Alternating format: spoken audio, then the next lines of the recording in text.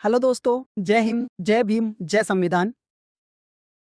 हमने जैसे कि पहले भी आपको बीएनसी 134 का एक इंपॉर्टेंट क्वेश्चन कराया था। आज हम जो क्वेश्चन लेकर के आए हैं आपके लिए, यह है पुरातत्व, आर्कियोलॉजी और मानव विज्ञान, एंथ्रोपोलॉजी के बीच संबंध। इन दोनों शब्दों का आपस में बीच में संबंध क्या है, ठीक है, ये कैसे एक दूसरे को रिलेट करते हैं, ये आज हम इस क्वेश्चन में पढ़ने की कोशिश करेंगे। ठीक है, पुरातत्व, आर्कियोलॉजी और मानव विज्ञान, एंथ्रोपोलॉजी के बीच गहरा और अटूट संबंध है।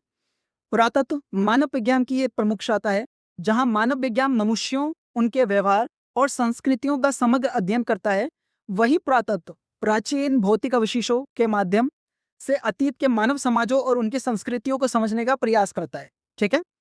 हमने पिछली क्लास में पढ़ा था आर्कियोलॉजी,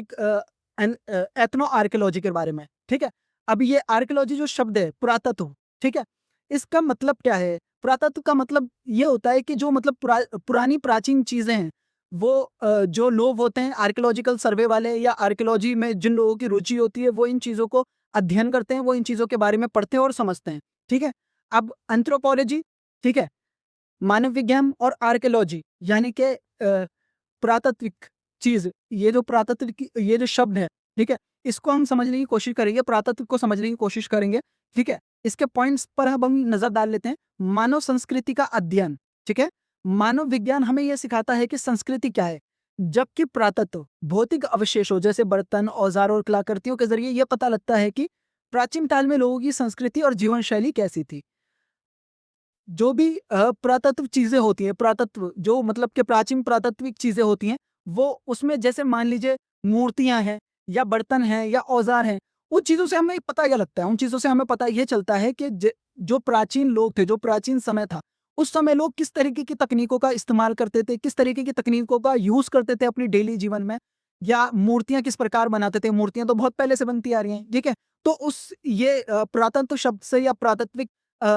जो ये पूरा एक तरीके से समाज है, उससे हमें इन चीजों के बारे में जानकारी मिलती है। ठीक है, मानव विकास, एवोल्यूशन की समझ, इसको पढ़ लेते हैं। जैविक मानव विज्ञान, बायोलॉजिकल एंथ्रोपोलॉजी, मानव प्रजातियों के शारीरिक विकास का अध्ययन करता है। पुरातत्वविद प्राचीन जीवाश्मों और स्थलों की खुदाई करके इस बात का प्रमाण जुटाते हैं कि आदि मानव ने कब और कैसे पर्यावरण के अनुसार खुद को ढाला। ठीक है, मानव विकास जो है एवोल्यूशन, ये क्या भाई, अगर जैविक मानव विज्ञान की तरफ अगर हम जाते हैं, बायोलॉजिकल एंथ्रोपोलॉजी, उसमें क्या होता है, मानव प्रजातियों में शारीरिक शारीरिक विकास का अध्ययन अध्ययन होता है। ठीक है, मतलब कि जो हमारा शारीरिक ये जो विकास है, मतलब कि हम पहले मतलब मानव जो था भाई, उनका मतलब कि बिल्टअप कैसा रहता था, शारीरिक बनावट कैसी होती थी, वो हम पढ़ते हैं बायोलॉजिकल एंथ्रोपोलॉजी में। ठीक है, पुरातत्व में प्राचीन जीवाश्मों और स्थलों की खुदाई करके इस बात का प्रमाण जुटाते हैं कि आदि मानव ने कब और कैसे पर्यावरण के अनुसार खुद को डाला। ठीक है, आदि मानव का रहन सहन, आदि मानव कहाँ रहते थे, आदि मानव मतलब के उनके औजार क्या होते थे, उनका मतलब के शारीरिक मतलब स्ट्रक्चर ऐसा था। तो ये हम इस सब ये जो समझते हैं बायोलॉजिकल एंथ्रोपोलॉजी में हम समझते हैं। ठीक है, अतीत का पुनर्निर्माण, मानव विज्ञानी आज की जीवित या हाल की संस्कृतियों का अध्ययन करते हैं। ठीक है, इस ज्ञान का उपयोग पुरातत्वविदों द्वारा अतीत की उन प्राचीन सभ्यताओं के सामाजिक, धार्मिक और आर्थिक ढांचे का अर्थ निकालने के लिए किया जाता है, जिनका कोई लिखित इतिहास मौजूद नहीं है। ठीक है, प्राचीन काल में क्या है कि मोस्ट ऑफ द जितनी भी ज्यादातर चीजें हैं, अब ज्यादातर चीजों का होता है कई बार कि भाई हमें कोई प्रमाण नहीं मिल पाता है, या हम किसी सभ्यता के बारे में सुनते तो हैं, लेकिन उस सभ्यता में मतलब चीजें किस प्रकार चलती थी, उनका रहना सहना कैसा था, उनका खाना पीना कैसा था, उनका शिकार करने का पैटर्न क्या था, वो शिकार कैसे करते थे, तो वो हम इतना हम समझ नहीं पाते हैं। पर आज के जो पुरातत्वविद हैं, वो क्या करते हैं, वो मतलब कि जैसे दूर दराज के जो गांव हैं या दूर दराज के जो जंगल हैं, जहां पे मतलब के लोगों की या शहर की बिल्कुल मतलब के फ्रंट टू फ्रंट कोई भी कनेक्टिविटी नहीं है, ये जो पुरातत्वविद होते हैं, ये लोग वहां पर जाते हैं, ऐसी जगहों पर जाते हैं, और वहां जो कबीले बसे हुए हैं कई हजार सालों से या कई 100 सालों से, उनसे क्या करते हैं, उनसे बातचीत करते हैं, उनसे कांटेक्ट बनाते हैं, और उनके लाइफस्टाइल को देख करके ये फिर इस चीज का आकलन करते हैं कि प्राचीन काल में लोग कैसे जीते होंगे, या लोग कैसे इन इस हथियारों का या इन औजारों का इस्तेमाल करते होंगे। ठीक है, सामग्री और तकनीक, पुरातात्विक उत्खनन, एग्जीक्यूशन से प्राप्त वस्तुएं मानव विज्ञान के सिद्धांतों जैसे नृजाति विज्ञान या एथनोग्राफी को प्रमाणित करने का मुख्य आधार होती है। ठीक है,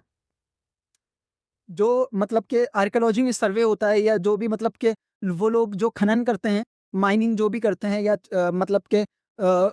उसका मतलब खुदाई वगैरह जो होती है, उससे जो प्राप्त वस्तुएं होती हैं मानव विज्ञान के सिद्धांतों जैसे निर्जाति विज्ञान या एथनोग्राफी को प्रमाणित करने का प्रमुख आधार होती हैं। जो भी चीजें मिलती हैं, अब भाई खुदाई में अगर मान लीजिए पुरातत्वविदों को अगर मान लीजिए कोई औजार मिला, ठीक है, अब वो उसका अध्ययन करेंगे कि ये औजार किस काम में आता होगा, इस औजार का क्या यूज होता होगा, इस औजार से मतलब ये शिकार के लिए औजार है या मतलब अपने बचाव के लिए है या किस चीज के लिए, तो वो सारी चीजें वो देखते थे। ठीक है, जितने भी चीजें मिलती हैं पुरातत्वविदों को वो इनका पूरा इस तरीके का ही अध्ययन करते हैं, चाहे उसमें बर्तन हो, चाहे उसमें औज़ार हों, चाहे उसमें मूर्तियाँ हों, वो सब उनका ही अध्ययन करते हैं। तो आशा करता हूँ ये जो मैंने आपको क्लास दी है अभी, ये आपके लिए लाभकारी रहेगी और आप सब प्लीज़ हमारे पेज को फ़ॉलो कर लीजिए, क्योंकि हम फ्यूचर में भी बहुत सारे इंपॉर्टेंट क्वेश्चन लेके आने वाले हैं, बहुत सारी वीडियोज़ बनाने वाले हैं, पूरा सब्जेक्ट वाइज़ हम क्लासेस करने वाले हैं रेडी। तो आपको टाइम टू टाइम हमारी साइड से क्लासेस मिलती रहेंगी, पूरे पीडीएफ हम रेडी करने वाले हैं, जो भी इंपॉर्टेंट क्वेश्चन है उसके पीडीएफ आप ले सकते हैं हमसे। So please, thank you.